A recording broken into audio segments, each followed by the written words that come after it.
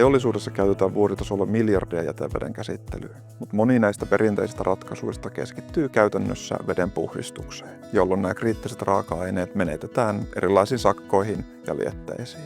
Sen sijaan tällä 4DS-teknologialla voitaisiin ottaa ne suoraan talteen sieltä jätevedestä ja palauttaa ne hyötykäyttöön. Tämä meidän innovaatio, eli 4DS-teknologia, syntyi, kun yliopistolla alettiin kehittää tällaista prosessia, jossa 3D-tulostuksessa pystytään samalla yhdistämään niihin kappaleisiin kemiallinen toiminnallisuus.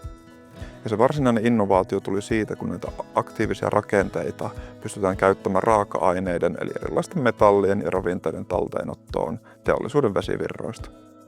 Tämä innovaatio on käänteentekevä käytännössä siinä, että se muokkaa jäteveden kustannuksesta uudeksi raaka-ainelähteeksi. Eli talteenottamalla ne suoraan näistä jätevesistä voidaan luoda yrityksille jopa uusia tulovirtoja. Innovaatio edistää vastuullisuutta maksimoimalla raaka-aineiden hyötykäytön.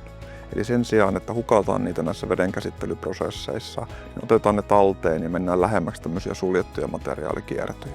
Ja sitä kautta vähennetään myös ympäristön kuormitusta.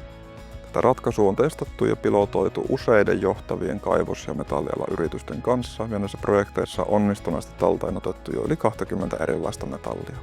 Ja 4DS-teknologia on teollisuudessa jo käytössä ensimmäisessä kohteessa. Totta kai aina kun kehitetään uutta teknologiaa, niin materiaalioikeudet on tärkeässä roolissa. Me ollaan lähestytty tätä sillä, että patenttihakemuksella ollaan suojattu sekä sitä ydinvalmistusprosessia, sen loppukäyttökohteita, mutta myös sitä ympäröiviä teknisiä seikkoja.